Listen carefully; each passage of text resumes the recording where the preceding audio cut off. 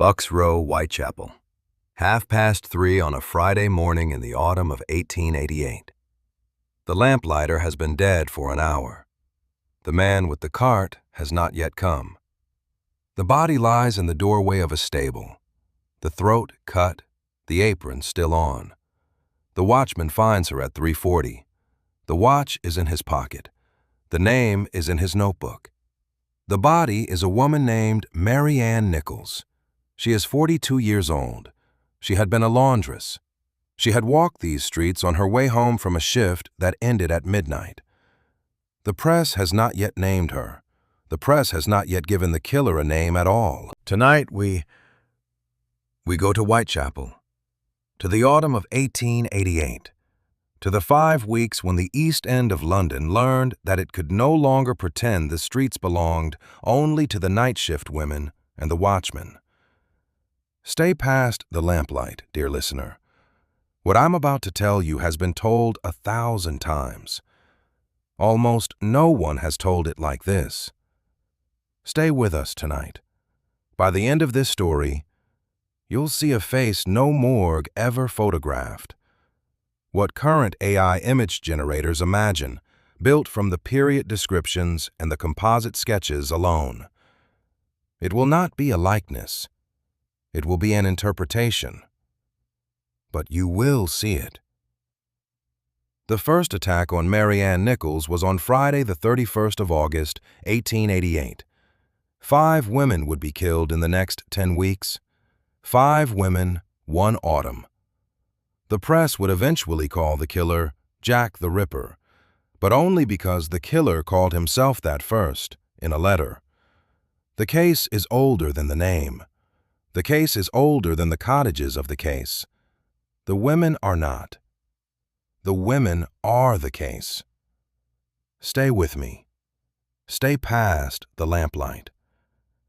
If this is your first visit, take a moment to subscribe. There's always a place for you at the fire. To understand Whitechapel in the autumn of 1888, you have to imagine 2 cities. One is the London that the rest of the world knows. Westminster, the city, the West End, the Dome of St. Paul's, the towers of the financial district, the river with the bridges running across it, the mansion house where the Lord Mayor lives, the clubs of Pall Mall, the theatres of the Strand. This is the London that gets into the engravings. This is the London that gets photographed. This is the London that thinks of itself as London. The other London is the East End. In 1888, the East End holds roughly 700,000 people inside a half-mile radius of the murders. That's a population density of about 280 souls to the acre. Manhattan today is about 100. The streets are named in the plantation speak of the 17th century. Dorset Street, Flower and Dean Street, Thrall Street, Bucks Row. The lodging houses are single-room tenements, charging 4p to 8p a night for a shared bed. The buildings are terraced, 4 stories high, with the ground floors given over to shops. A Jewish bakery, a kosher butcher, an Irish pub, a German beer hall, a Russian tea room. The working classes are here. The refugees are here. The Lithuanians fleeing the pogroms of 1881. The Irish, 3 generations removed from the famine. The Huguenot families, the Russian political dissidents, the German socialist refugees. The 2 Londons do not really know each other. The East End is the place that the West End comes to for labour, or for philanthropy, or for the slumming parties of the curious. In October of 1888, the Pall Mall Gazette runs a series of articles called The Untenanted Houses of London, about the West End mansions standing empty, while the East End is overcrowded 3 families to a single house. The murders of the autumn of 1888 will collapse the 2 cities into one for 10 weeks. The press will come to Whitechapel every day. The Mansion House Fund, a private police reward fund organised at the Mansion House in the city, will raise £4,400 in 3 days. For 10 weeks, the 2 Londons will be forced to look at each other. Then the case will close without resolution, and the two Londons will go back to pretending they don't know each other. The East End of the autumn of 1888 wakes early. The night shift women are coming home from the laundries, from the lodging house kitchens, from the markets where the traders have been buying since midnight. The costermongers are already at their barrows, setting out for the day's trade. The lamplighter's rounds ended an hour ago. The watchmen are beginning theirs. The women of the East End worked the night shifts because their work was night work. They were laundresses, they were servants, they were market traders. They walked the streets after dark because their work put them there. They were not, in the way that the press would later flatten them, unfortunates. They were working women. 4 of the canonical 5 were domestic workers. One, Annie Chapman, was a minder at a women's lodging house in Spitalfields. Their lives were not the lives the press of 1888 would give them. The press would give them the lives the press needed them to have. We are going to try to give them back something closer to the lives they actually had. The streets are named for the old landlords: Bucks Row, Hanbury Street, Berners Street, Mitre Square, Miller's Court. These are not the famous streets of London. These are the streets where the working people lived. The press would make them famous. The press would make the case famous. The press would make the killer famous. The women would become footnotes in the case that killed them. We are going to try to remember them in a different order. The 5 canonical attacks of the autumn of 1888 all happened within a half-mile of each other. The murders were not spread across London. They were clustered in a triangle between Whitechapel, Spitalfields, and St. George's in the east. Bucks Row is on the north edge of Whitechapel. Hanbury Street is in Spitalfields, a 10-minute walk south. Berners Street is in St. George's in the east, on the other side of Commercial Road. Mitre Square is at the western edge of Whitechapel, on the boundary with the city. Miller's Court is off Dorset Street, in the heart of Spitalfields. All 5 streets had gas lamps. The lamps were spaced about 30 feet apart, but the autumn fog of the period was thick enough to cut visibility to a few feet beyond the lamp itself. The Jack the Ripper fog is not a metaphor. It is a weather fact. The killer walked between the lamps. The killer knew the streets. The killer was at home in the half-mile triangle. In the version of the case that has survived in the popular imagination, the killer is a brilliant stranger, a doctor, a nobleman, a royal surgeon passing through. In the version that the geography supports, the killer was a local man who knew the half-mile triangle the way you know your own neighborhood. He knew which streets had the lodgings. He knew which lodging house doors could be opened from the outside. He knew the work shifts of the women who walked the streets after dark. He knew the timing of the watchman's rounds. He knew where the fog would be thickest at 3 in the morning. The killer is not a stranger in the geography of the case. The killer is someone who walked the streets. We don't know who he was. We may never know who he was, but the geography tells us something about him, even so. The press of 1888 was the most aggressive press London had ever seen. The Times, the Pall Mall Gazette, the Daily Telegraph, the Star, a radical evening paper founded that same year, the East London Observer, the local weekly, the Lloyd's weekly newspaper, the Sunday broadsheet. By the middle of September, there were 20 dailies with permanent Whitechapel correspondents on the case. The editor of the Pall Mall Gazette in 1888 was W.T. Stead. Stead had broken the vice trade scandal of 1885, the Maiden Tribute, and had not been forgiven by the establishment for it. He saw the Whitechapel murders as a continuation of the same story, a city that would not look at its own working-class women until their bodies were in the street. In October, he ran a series of features on the untenanted houses of London, The series argued that the West End mansions stood empty while the East End was overcrowded 3 families to a single house. Stead was not making a case about the murders. He was making a case about the city. The press is a character in this story. The press is a witness. The press is also an actor. The cottage industry of ripperology, the eternal return of solutions, theories, accusations, and counter-accusations, starts here, in the autumn of 1888. Every documentary, every podcast, every book since then has added its own frame. The press of 1888 set the template. The frame the press chose was the killer, not the women. The frame has held for 137 years. We are going to try to remember that the frame is a choice. The canonical 5 were, in the way the press of 1888 flattened them, prostitutes. In the way that Hallie Rubenhold's 2019 biography, The 5, corrects, they were working women. The press of 1888 was class-flattening. The press of 1888 could not imagine a working woman on the streets of Whitechapel at 3 in the morning, except as a sex worker. The press could not imagine a domestic worker walking home from a laundry at midnight, except as an unfortunate. The press needed the women to be prostitutes. The press needed the killer to be hunting prostitutes. The press needed the case to be about vice, not about class. The actual biographical record is more complicated. Mary Ann Nichols was 42, a laundress, separated from her husband. She drank.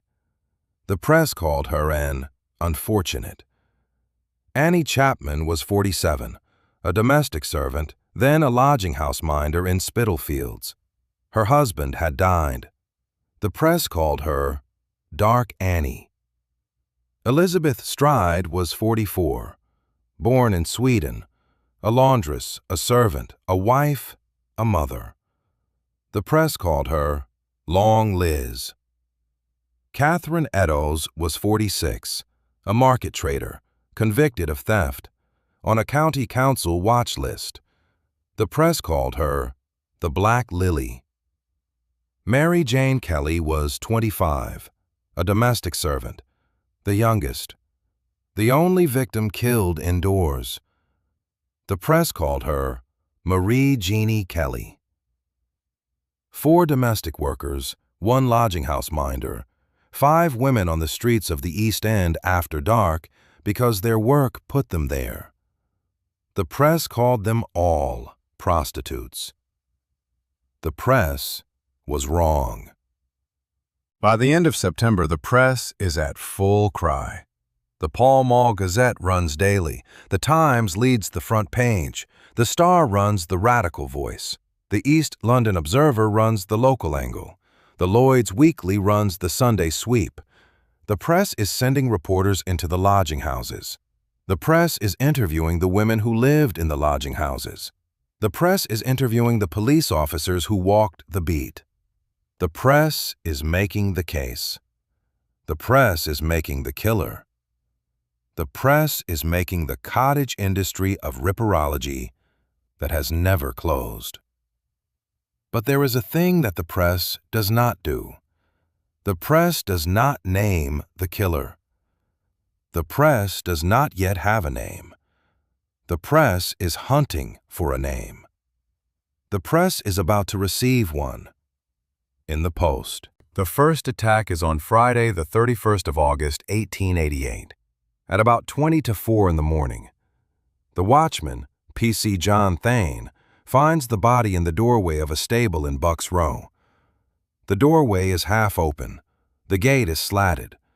The body is in the shadow of the gate. P.C. Thane calls for his colleague, P.C. Jonas Misen. The 2 constables examine the body. The throat is cut. The apron is still on. Mary Ann Nichols is 42 years old. She had walked these streets on her way home from a shift that ended at midnight. She had been a laundress. She had been separated from her husband for several years. She had 4 children, 3 of whom were still alive. She drank. The press will later call her an alcoholic. The press will later call her a prostitute. The press will later call her the first of the canonical 5. The watchman's notebook records the name. The press has not yet arrived. The killer has not yet named himself. The case is still a single attack on a single woman on a single morning. By Sunday, the Lloyd's weekly newspaper will run the first front-page coverage. By Monday, every paper in London will be on the story. The case will become a national obsession. Mary Ann Nichols will become a footnote in the case that killed her. Sunday, the 2nd of September, 1888. The Lloyd's weekly newspaper runs the first front-page coverage of the murder of Mary Ann Nichols. The headline is set in large black-letter type. The woodcut engraving shows a London street in the small hours. The press has chosen its frame. The Whitechapel murder. Not the murder of Mary Ann Nichols, not the murder of a laundress who walked home from a shift. The murder of Whitechapel. The murder of a place. The murder of a class. The press is doing what the press does. The press is making a story. The press is making the story a story about a place, not about a woman. The press is making the story a story about the East End, not about Mary Ann Nichols. The press is making the story a story the reader can hold at arm's length. The press is making the story a story about an unfortunate woman on an unfortunate street, not about a working woman who walked home from a working shift. The press will keep making this story for 137 years. The press will keep making the story a story about a place, about a class, about an era. The press will keep the women at a distance. The press will keep the women as unfortunates. The press will keep the women as the case's footnotes. 2 days after the Lloyd's first front page, the Lord Mayor of London opens the Mansion House Fund. The Mansion House is the Lord Mayor's official residence in the city. The Lord Mayor is a banker named James Whitehead. The fund is a private police reward fund. The fund will raise £4,400 in 3 days. The fund will become the public face of the city's response to the murders. For 10 weeks, the 2 Londons will be forced to look at each other. The Mansion House Fund is one of the places they will look. The Mansion House Fund is the West End's response to the East End's catastrophe. The Mansion House Fund is the City of London's response to the Whitechapel murders. The Mansion House Fund is the establishment's response to a working-class horror. The fund will not catch the killer. The fund will not solve the case. The fund will become a small entry in the case's archive, a small note in the long history of the city's attempts to make the East End legible to the West End. But for 10 weeks, the 2 Londons will look at each other. The second attack is on Saturday, the 8th of September, 1888, at about 6 in the morning. The body is found in the rear courtyard of 29 Hanbury Street, Spitalfields. The courtyard is behind a wooden fence. There is a small wooden gate. There is a flight of steps down to the cobblestones. The courtyard is reached through a side passage from the street. The killer knew the courtyard. The killer knew the side passage. Annie Chapman is 47 years old. She had been a domestic servant. She had been a wife. Her husband had died. She had taken work as a minder at a women's lodging house in Spitalfields. The lodging house work meant she was often on the streets of Spitalfields at dawn. The lodging house work meant she had been working the night of the 8th of September. The Daily Telegraph and the Times run first-page coverage. Home Secretary Henry Matthews orders a £500 police reward. The case is now a national obsession. The Mansion House Fund is opened. The press is at full cry. The killer has not yet named himself. 22 days will pass before the next attack. The press will call this the lull. The cottage industry solution peddlers will begin to surface.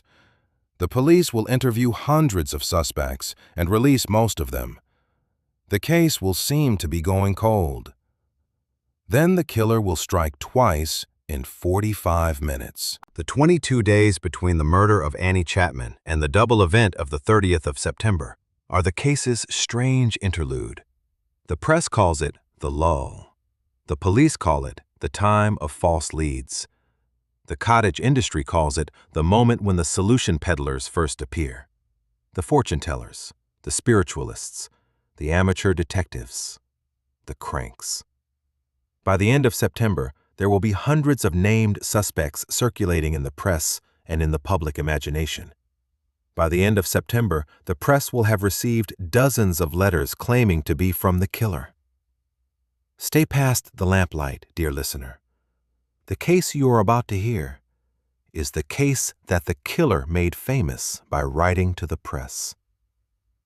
The case is the case of the letters more than the case of the bodies. The press is the killer's audience. The killer is the press's first named character. The double event of the 30th of September is the case's hinge. Before the 30th of September, the case is a series of attacks.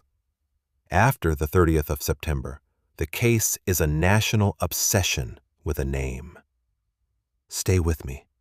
Stay past the lamplight. The letters are coming. The Dear Boss letter is received by the Central News Agency on Tuesday, the 27th of September, 1888. The Central News Agency is a private news collecting agency. The letter is postmarked London E, East London. The letter is written in red ink on gilt-edged letter paper. The letter is dated 25 September. The letter is signed Jack the Ripper. This is the first time the name appears in print. The killer is the first to call himself Jack the Ripper. The press is the second. The police are the last. The letter is a boast. The letter promises further attacks. The letter claims a double event that night. I gave the lady no time to squeal.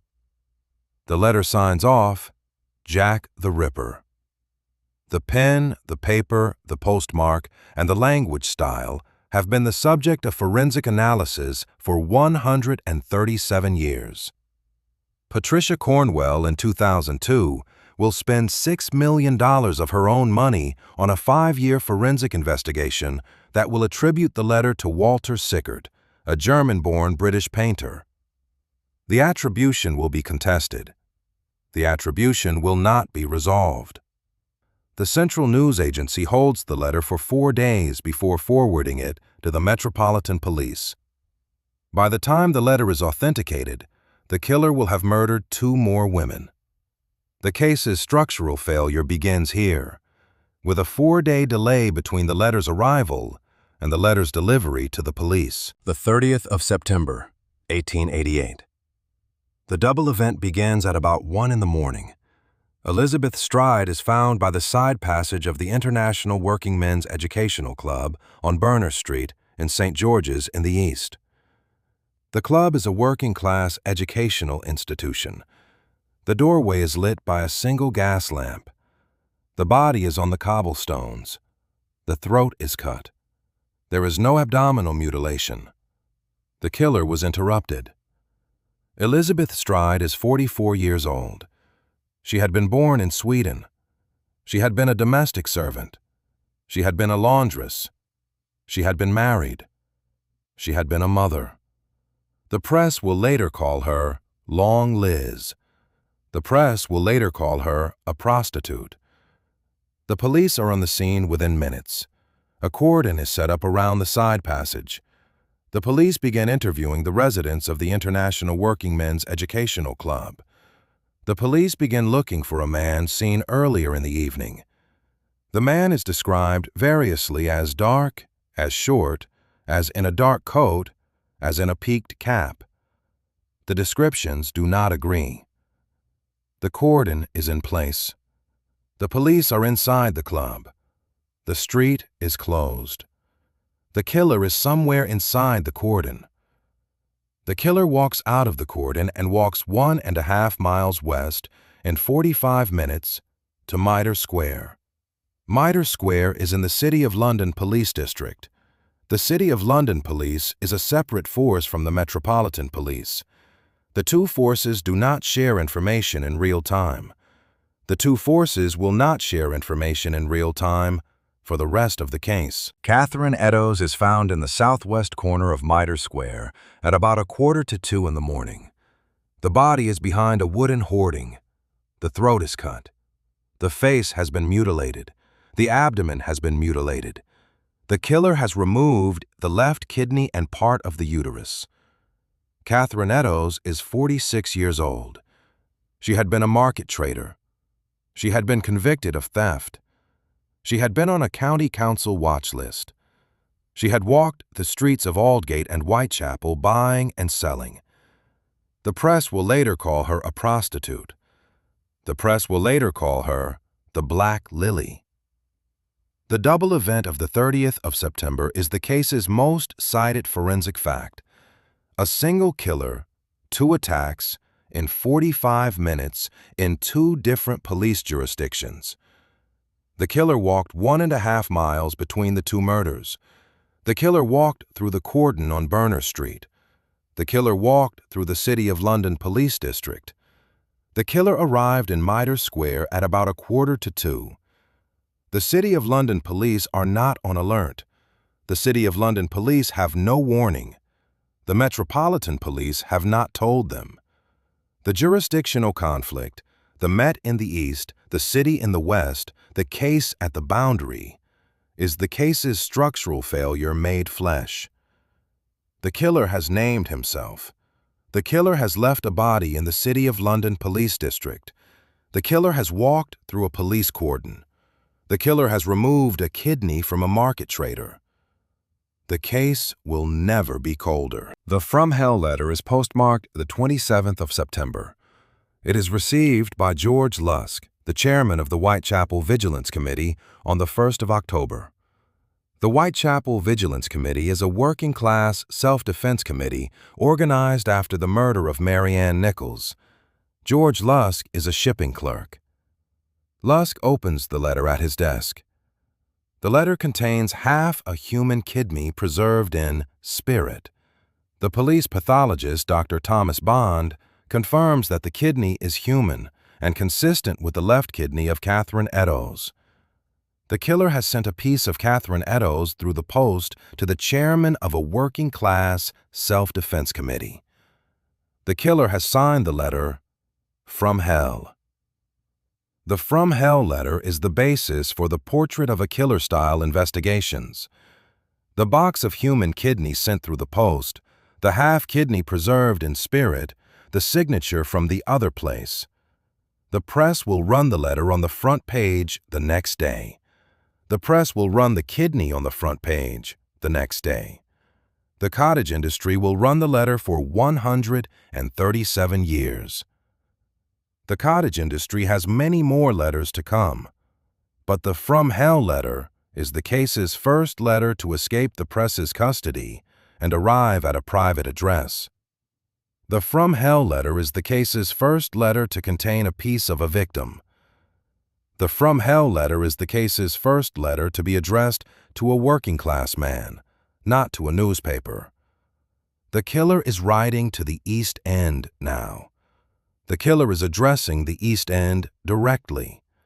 The press is no longer the killer's only audience. The fifth and last canonical attack is on Friday the 9th of November, 1888, at about 4 in the morning. Mary Jane Kelly is found in her own room at Miller's Court, off Dorset Street in Spitalfields. The room is number 13. The room is on the first floor. The throat is cut. The face has been mutilated. The abdomen has been mutilated extensively.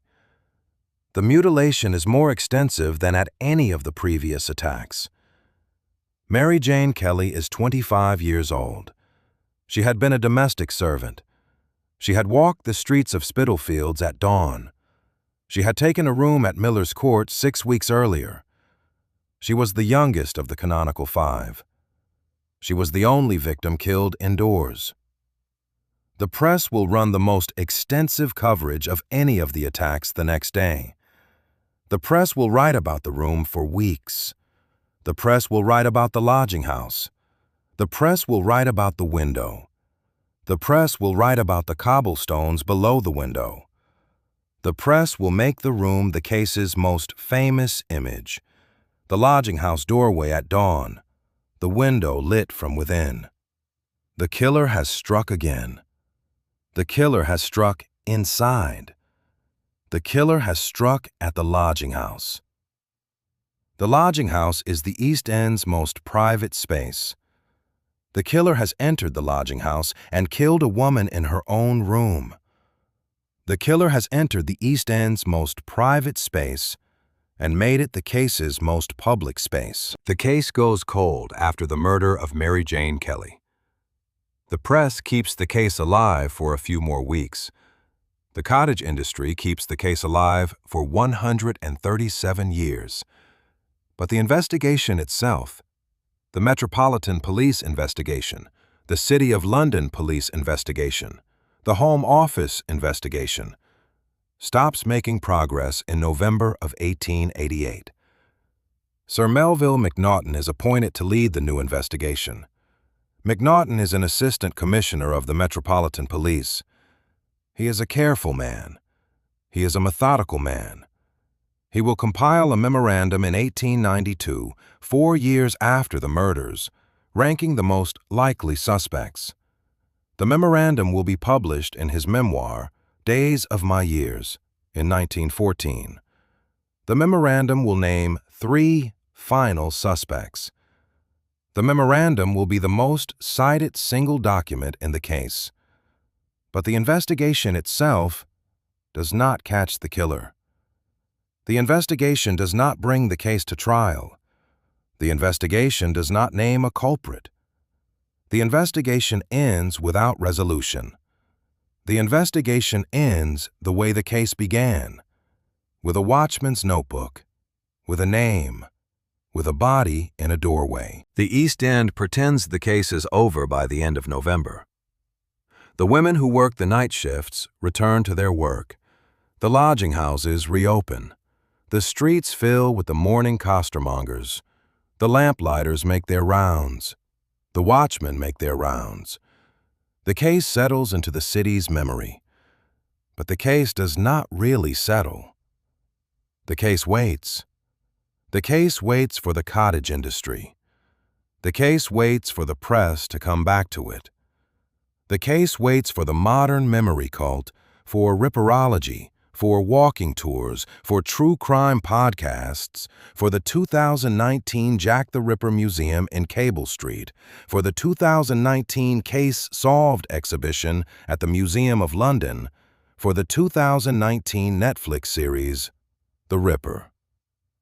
The case waits for the modern forensic analysis, for the 2014 Russell Edwards DNA claim, for the 2019 Jari Lohelainen reanalysis, for the 2019 Foreman and Coleman independent reanalysis contesting the methodology.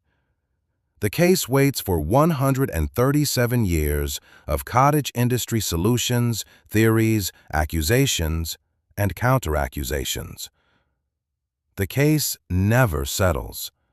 The case never closes. The case is the most produced unsolved case story in true crime history. The case is the cottage industry's favorite case. We are about to remember why. So Melville Macnaghten's memorandum is compiled in 1892 and published in his memoir, Days of My Years, in 1914. The memorandum names 3 final suspects. These are not prosecution candidates. These are not arrest candidates. These are Macnaghten's internal ranking of the most likely suspects, written 4 years after the murders. The first is Montague John Druitt, a 31-year-old school teacher from a respectable family in Kent. an amateur cricketer known to police as a sexual suspect. He disappears the night Mary Jane Kelly is killed. His body is found in the Thames in December 1888. The post-mortem concludes suicide. He had a family history of mental illness. The link to the murders is circumstantial. The second is Michael Ostrog, a 59-year-old Russian-born French con man, a convicted swindler, a known impersonator of physicians and police officers, a known dangerous person to Scotland Yard. The link is also circumstantial. The third is Aaron Kosminski, a 28-year-old Polish-Jewish hairdresser institutionalized at Colney Hatch Lunatic Asylum since 1895 with paranoia and a history of indecent exposure in Whitechapel. He will die in the asylum in 1919. The memorandum describes Kosminski briefly. The case for Kosminski will not be developed until the 2014 DNA claim.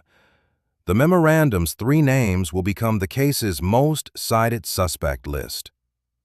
The memorandum's 3 names will become the cottage industry's 3 candidates.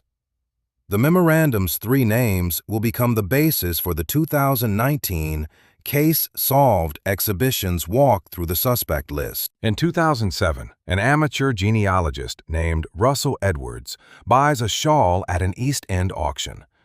The shawl is sold with provenance claiming it was found with the body of Catherine Eddowes in 1888.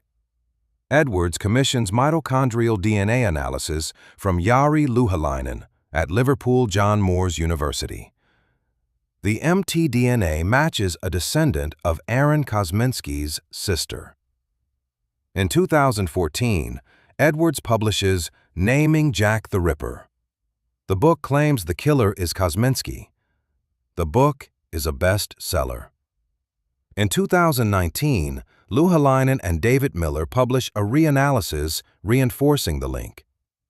In the same year, an independent reanalysis by Foreman and Coleman contests the methodology.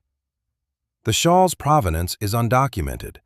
The mtDNA match is at the descendant level, not at the killer's level. Contamination is not ruled out. In 2019, the Museum of London opens the Case Solved exhibition. The exhibition calls Kosminski a strong suspect, but not the final answer. The exhibition does not call the case solved. The Metropolitan Police, in their official statements, do not name Kosminski as the killer.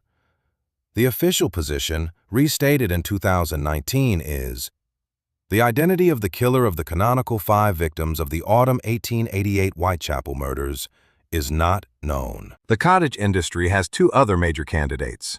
The first is Stephen Knight's 1976 Jack the Ripper, The Final Solution. Sir William Gall, royal physician to Queen Victoria, the secret marriage of Prince Albert Victor, Duke of Clarence, to a Catholic commoner, the Prime Minister Lord Salisbury, the Freemasons' secret archives. Knight's sources were later shown to be a fraud. Most historians do not endorse the theory. The 1988 TV movie Jack the Ripper, starring Michael Caine as Gall, mainstreamed the theory in popular culture. The second is Patricia Cornwell's 2002 Portrait of a Killer. Walter Sickert, the German-born British painter of the Camden Town Group, $6 million of Cornwell's own money, 5 years of forensic ink and paper analysis attributing the Dear Boss letter to Sickert. The attribution is contested by most forensic document experts. Sickert's Ripper-themed paintings, Jack the Ripper's Bedroom, 1908, The Camden Town Murder, 1908, are dated 20 years after the murders. Sickert's alibis for the canonical 5 dates are not investigated in the book. Most historians reject the thesis. The cottage industry remains split. Roughly 40% endorse the Kosminski DNA claim, 40% endorse the Sickert theory, 20% endorse a royal conspiracy or unknown position. The cottage industry is alive. In 2019, a historian named Hallie Rubenhold publishes The Five. The Untold Lives of the Women Killed by Jack the Ripper. The book is the definitive victim-side biography. The book is the case's most important modern book. The book is the book the cottage industry did not want written. Rubenhold's argument is that the press of 1888 reduced the canonical five to prostitutes, a class and occupation flattening that the case has carried for 137 years. The actual biographical record shows that 4 of the canonical 5 were domestic workers, laundresses, servants, market traders, and 1 was a lodging house minder. The women were not street prostitutes by trade. The women were night workers because their work was night work. The women were in the East End streets after dark because their work put them there. Rubenhold's book changes the historiography. The book argues that the Whitechapel murders were attacks on a specific class of working women for whom the streets of the East End were the streets of the workplace. The book argues that the case is the women's case, not the killer's case. The book argues that the cottage industry's obsession with the killer has obscured the women for 137 years. The book is published in the same year as the Case Solved exhibition and the Jack the Ripper Museum opening. The book is a counter-voice to both. The book is the case's most important correction. The women are the case. The women are not the case's footnotes. The women are the case's center. Stay past the lamplight, dear listener. The lamps of 1888 are gone. The gas lamps of Bucks Row are gone. The gas lamps of Hanbury Street, Berners Street, Mitre Square, Miller's Court are gone. But the sound of the case is still in the air. The sound of the case is in the walking tours of Whitechapel. The sound of the case is in the Jack the Ripper Museum in Cable Street, which opened in 2019 to protest from East End women's groups who argued the museum was exploiting the victims. The sound of the case is in the 2019 Netflix series, The Ripper. The sound of the case is in the 2019 Case Solved exhibition. The sound of the case is in the cottage industry that has never closed. The cottage industry is the case's longest legacy. The 2019 Case Solved exhibition at the Museum of London was a temporary exhibition. It ran from April 2019 to January 2020. The exhibition walked the case's evidence carefully. The exhibition walked the suspect list carefully. The exhibition walked the historiographic register carefully. The exhibition did not call the case solved. The exhibition walked the Kosminski line. The exhibition said Kosminski was a strong suspect. The exhibition said Kosminski was not the final answer. The exhibition said the case remained unsolved. The exhibition said the canonical 5 remained unidentified. The exhibition said the killer remained unknown. The exhibition was a small event in the case's long history. The exhibition was a careful moment in the cottage industry's loud history. The exhibition was a way of saying, the case is not closed. The case is not solved. The case is the case. The cottage industry began in 1888. The first letter competition was the Daily Telegraph's 1894 Dear Ripper. The first pamphlet was A.J. Hayes's 1920 Jack the Ripper, My Final Solution. The first magazine was Ripperologist in 1970. The first bestseller was Knight's 1976 Final Solution. The first $6 million investigation was Cornwell's 2002 Portrait of a Killer. The first DNA claim was Eddowes' 2014 Naming Jack the Ripper. The first museum was the Jack the Ripper Museum in Cable Street in 2019. The first Netflix series was The Ripper in 2019. The first exhibition was Case Solved at the Museum of London in 2019. The cottage industry has run for 137 years. The cottage industry has never closed. At the top of this story, I made you a promise. I told you that by the end of this story, you would see a face no morgue ever photographed. I told you that what you would see would not be a likeness. I told you that what you would see would be an interpretation. I told you that the interpretation would be built from the period descriptions and the composite sketches alone. The period composite sketches of 1888 are the closest the case has come to a killer photograph. The composite sketches are not likenesses. The composite sketches are composites. The composite sketches are based on the descriptions of witnesses, descriptions that did not agree. The composite sketches are the period's best attempt at a portrait. The composite sketches are what the cottage industry has worked with for 137 years.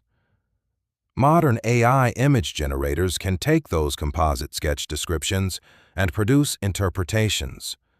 Modern AI image generators can produce images that are not photographs, not likenesses, not identifications. Modern AI image generators can produce images that are interpretations of the period's evidence.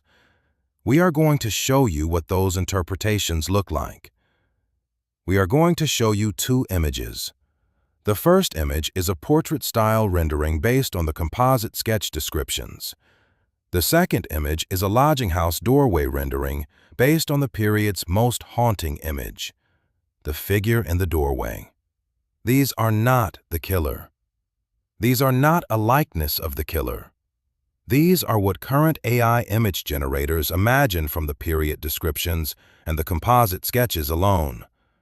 They are an interpretation. They are not a fact. They are not an identification. They are an interpretation. Here they are. The first image you are about to see is a portrait-style rendering of a late Victorian-era East End lodging house suspect. The image is generated from the composite sketch descriptions, a fair-haired man of respectable appearance in a dark coat. The image is not a likeness. The image is not an identification. The image is what current AI image generators imagine from the period descriptions alone. The composite sketches of 1888 do not agree. The composite sketches describe different men. The composite sketches describe different ages, different hair colors, different facial features. The composite sketches are the period's best attempt at a portrait. The composite sketches are what the case has. This image is not the killer. This image is not Aaron Kosminski, although Kosminski is the modern canonical suspect. This image is not Walter Sickert, although Sickert is the most prominent of the named suspect theories.